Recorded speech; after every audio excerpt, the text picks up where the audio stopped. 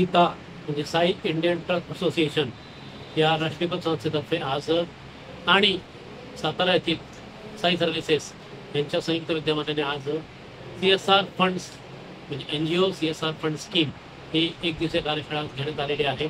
त्यामध्ये सातारामधील अनेक सामाजिक संस्थांनी पाठ घेतलेला आहे।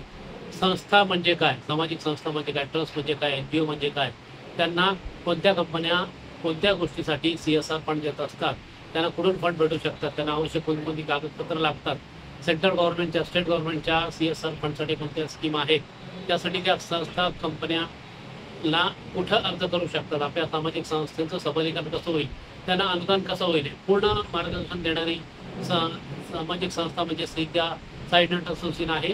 ही साई इंडियन असोसिएशन देशाच्या प्रत्येक जिल्ह्यात कार्यशाळा घेत आहे आणि घेत असते आणि NGOला जोडणारी, NGOला एकत्र करणारी, NGOला सामाजिक कार्याचा अनुभव देणारी, त्यांना अनुदान मिळवून देणारी एकमेव संस्था आहे पूर्ण देशात।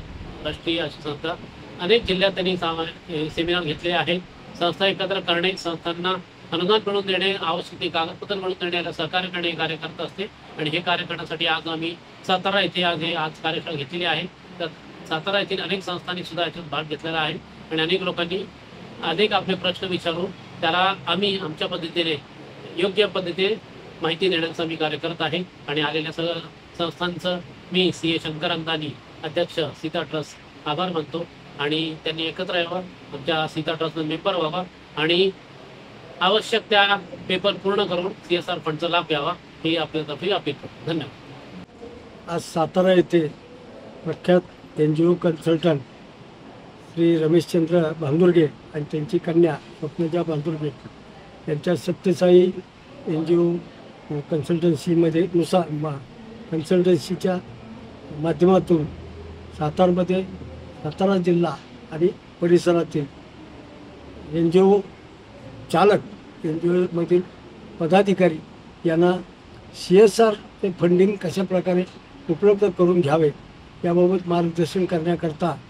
या ठिकाणी कार्यशाळा या ठिकाणी आयोजण्यात आली होती आणि अत्यंत यशस्वी अशा प्रकारची ती कार्यशाळा झाली। या ठिकाणी आम्हाला भेटलेल्या सर्व किंवा अनेक संस्था चालकांनी त्याबद्दल भांदुर्गे आणि त्या मंडळीचे आभार मानलेले आहे आणि मी सुद्धा त्यांचं अभिनंदन करतो। त्या सामान्यातल्या सामान्य काम करणाऱ्या ग्रामीण भागातील विशेषतः या संस्था चालकांना आवश्यक आहे, कारण फंडिंगशिवाय आपण सामाजिक काम करू शकत नाही। शासन काय सगळ्या प्रकारच्या सामाजिक कामाला तुम्हाला पूरक आणि मदत करू शकतं असं मानायचे कारण नाही आणि त्यामुळे NGO सुद्धा आवश्यक आहे। NGO चालायचे असेल तर त्यालासुद्धा फंडिंग होणं महत्त्वाचं आहे। म्हणून कंपनीमधून CSRमधून जे फंडिंग मिळणार ते मिळण्याकरता जे आज मार्गदर्शन या ठिकाणी करण्यात आलं आहे त्याच्याबद्दल सर्वांना कौतुक आणि आनंद वाटलेला आहे।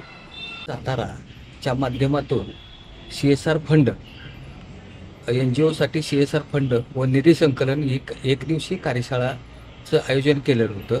त्यामध्ये प्रसिद्ध CA शंकर अदानी यांनी मार्गदर्शन केलं, अनेक संस्थांनी त्यांच्या मनोगत व्यक्त केलं, अनेक संस्थांना ह्याचा लाभ मिळवून देण्याचा प्रयत्न आमचा चालू आहे। दैवज्ञ सांस्कृतिक कार्यालयामध्ये हा कार्यक्रम आज संपन्न झालेला असून